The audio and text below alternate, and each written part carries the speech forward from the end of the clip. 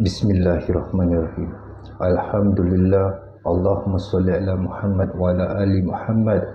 Assalamualaikum warahmatullahi wabarakatuh. Jumaat mubarak pada semua. Okay, hari ini I nak share sikit tentang Ustazah Fulan ini. I tak nak sebut nama dia.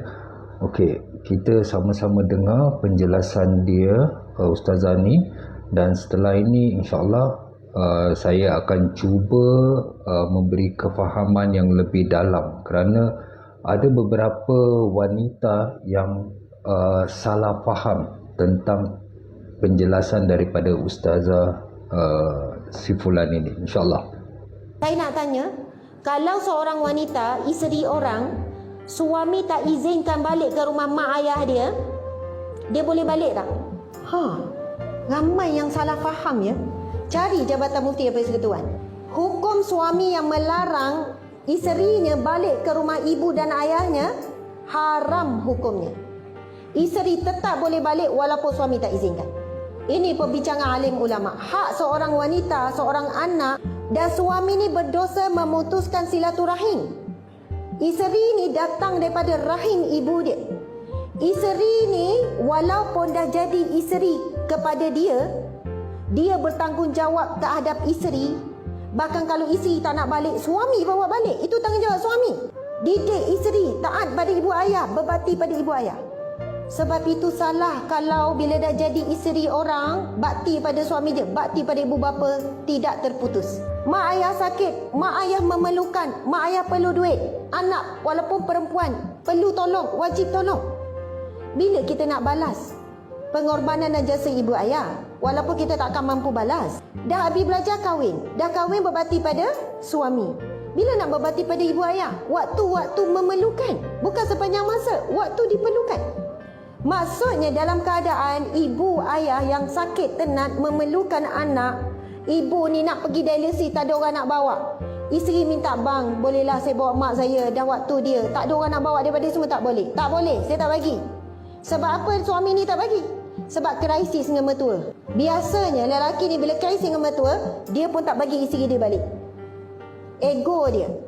Tetapi dia tak sedar, kalau isteri ni sabar, dia kata saya tak berani sebab suami saya kata kalau balik juga rumah mak ayah jatuh talak, jadi saya tak balik. Dalam tanpoh tersebut suami ni berdosa. Suami ni melakukan perbuatan yang haram, berdosa memutuskan silaturahim. Sehingga kan Allah ini hadis kudusi. Barang siapa yang memutuskan maka terputus denganku, biar siapa yang menghubungkan maka berhubunglah denganku. Maksudnya siapa yang memutus silaturahim terputus dengan Allah. Siapa yang hubungkan silaturahim, mereka adalah orang yang berhubung dengan Allah Subhanahu Wa Taala. Sebab saya cakap macam ni, ini bab hukum hakam. Saya memang bidang syariah. Saya dulu kerja pengacara. Saya tak boleh jawab boleh balik, tapi kalau rasa tak confident, tak payah balik. Itu kan orang pun bersalah, balik ke tak balik ni, boleh ke tak ni. Kerja runding cara tak boleh macam tu. Kita memang kena A, B, boleh ke tak boleh ke, sebab melibatkan dosa, pahala dan hukum hakam. Cari hukum suami melarang isteri balik ke rumah ibu ayah. Jabatan Mufti Wilayah ada detailnya, ada dalilnya, ada hujah-hujahnya. Sebab apa? Islam tidak mahu seorang lelaki guna kuasa veto sebagai suami sampai menzalimi seorang wanita yang sepatutnya dilindungi, disayangi, dikasihi dan diberikan pendidikan. Ada orang bila saya cakap macam ni, Ustazah ni ajar isteri melawan suami. Saya ajar suami jangan melawan Allah. Itu lebih besar.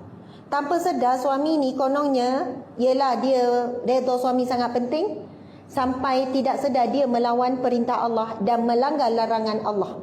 Jadi bila dia dengar, bila dia tahu, oh rupanya salah, aku tak boleh halang isteri aku. Ya Alhamdulillah, kalau dia dengar seorang lelaki yang pernah halang, dia taubat pada Allah, minta maaf dengan isteri, minta maaf dengan mak ayah mertua, settle lah. Alhamdulillah. Okey, sebelum kita mulakan, mari kita sama-sama fahami hadis daripada Abu Daud. Rasulullah sallallahu alaihi wasallam pernah bersabda bahawa hak suami atas isteri adalah seorang isteri tidak dibolehkan keluar rumah kecuali dengan izin suami. Apabila ia melakukannya, maka ia dilaknat oleh malaikat rahmat dan malaikat ghadab sampai ia bertaubat. Bermakna apabila seorang isteri keluar rumah selama 3 jam, tak minta izin suami selama 3 jam itulah, malaikat akan melaknat sang isteri itu sehingga dia pulang ke rumah. Itu pun provided kalau suami dia tak marah. Okey, laknat. I nak ambil masa sedikit untuk menjelaskan apa tu laknat. Laknat tu maksudnya malaikat akan continuously akan berkata, celakalah engkau, celakalah engkau, celakalah engkau. Itulah laknat. Kalau kita tahu apa tu laknat, macam mana malaikat rahmat laknat kita, itulah maksudnya. Malaikat akan berkata celakalah engkau sehingga suami kita reda ataupun sehingga kita pulang ke rumah. Itu hadis daripada Abu Daud.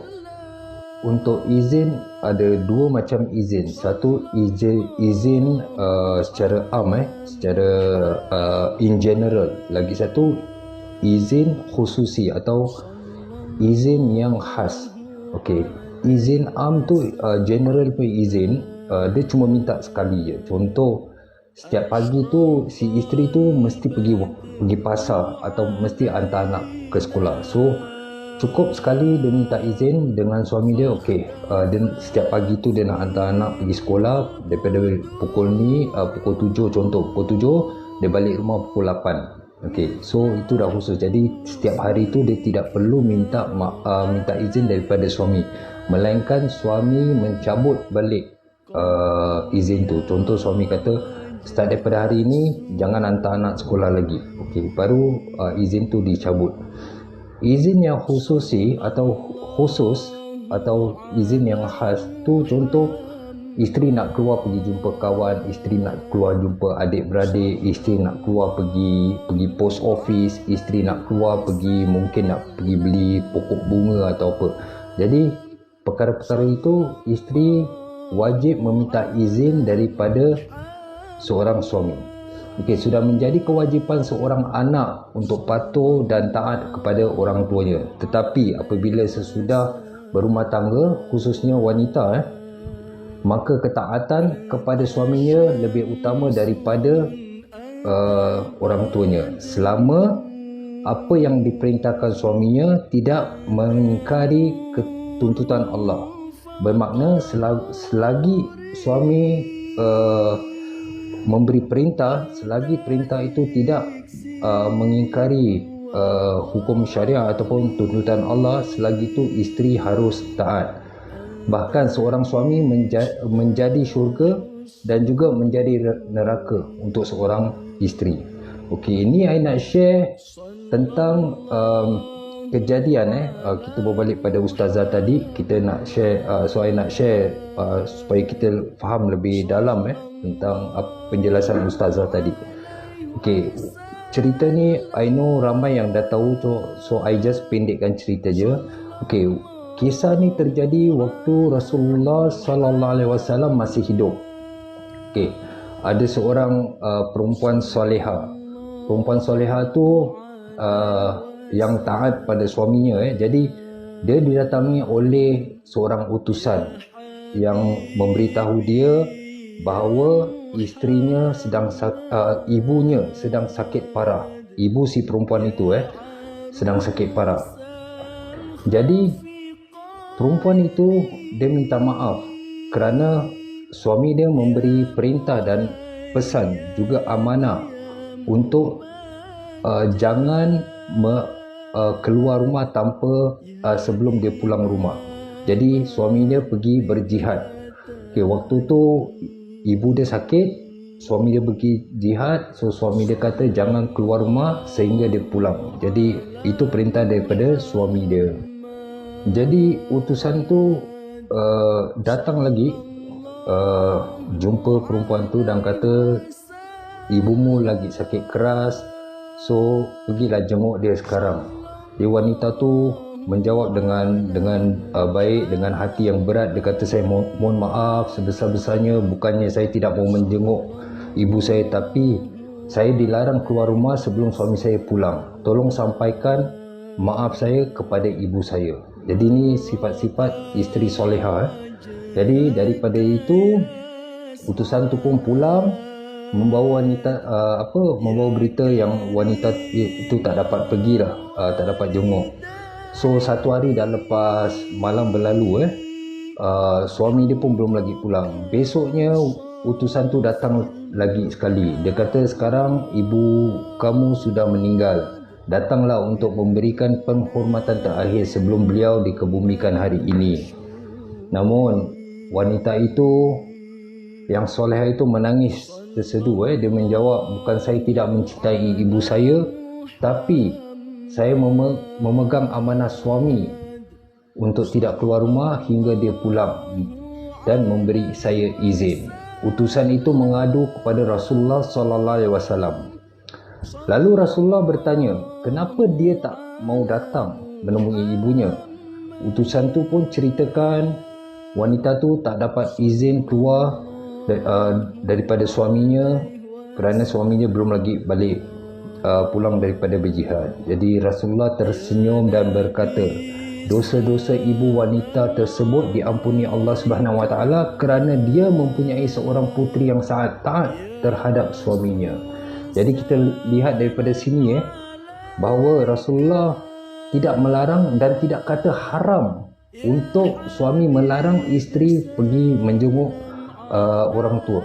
Okey, tidak ada hukum di sini haram atau halal atau harus atau apa. Jadi bila kita sebagai manusia ni, kita harus hati-hati bila kita nak mengeluarkan fatwa. Kita tidak punya hak untuk mengeluarkan fatwa dan kita tidak punya hak untuk membuat satu hukum sedangkan Allah dan Rasul tidak membuat hukum itu. Jadi kat sini kita harus hati-hati. Okey, kat sini saya nak share daripada surah An-Nisa ayat 34. Okey, yang translation dia, kaum laki-laki itu adalah pemimpin bagi kaum wanita oleh kerana Allah telah melebihkan sebahagian mereka iaitu laki-laki atas sebahagian yang lain iaitu wanita, dan kerana mereka laki-laki telah menafkahkan sebahagian harta mereka. Okey, itu dalam surah An-Nisa ayat 34. Okey, Rasulullah dalam satu hadis Bukhari, Rasulullah pernah bersabda, tidak haram bagi wanita untuk berpuasa, haram bagi wanita untuk berpuasa sementara suaminya di sisinya kecuali dengan izinnya. Jadi even wanita seorang isteri, dia kalau nak berpuasa, bukan puasa Ramadan, puasa sunat, dia wajib meminta izin suaminya. Kalau suami dia masih ada, kalau suami dia letaklah kerja luar negara, okey, itu tak perlu. Tapi selagi suami dia tinggal bersama dia, dia wajib meminta izin suaminya jika dia ingin berpuasa, puasa sunat atau membayar puasa.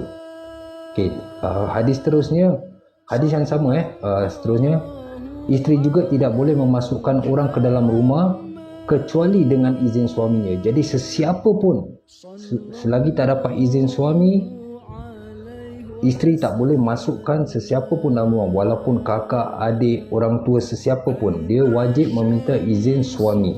Okey. Dan seterusnya, dan harta yang ia nafkahkan bukan dengan perintahnya, maka setengah pahalanya diberikan untuk suaminya. Hadis Bukhari.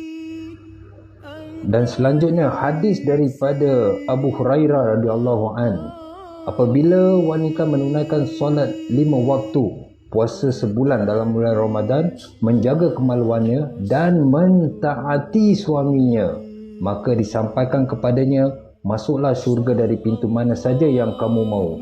Okey, daripada sini kesimpulannya bahawa ketaatan seorang isteri kepada suami harus didahulukan daripada ketaatan isteri pada orang tuanya atau kepada saudara kandungnya sendiri. Seorang wanita tidak boleh mentaati kedua orang tuanya untuk berpisah dengan suaminya. Kadang-kadang orang tua kata, dah kau cerai dengan laki kau apa ni semua. So seorang wanita yang solehah tidak boleh taat pada perintah orang tuanya untuk berpisah dengan suaminya, tidak pula mengunjunginya dan semisalnya. Bahkan ketaatan suaminya lebih wajib. Okey, kat sini kita boleh nampak hukum wajib. Berbalik pada video yang tadi saya share, Okey, di sini ada banyak kesalahfahaman antara kaum wanita. Kebanyakan mereka faham tapi mereka nak cari pembenaran. Jadi apa yang mereka lakukan tu mereka tak rasa berdosa, tak rasa bersalah.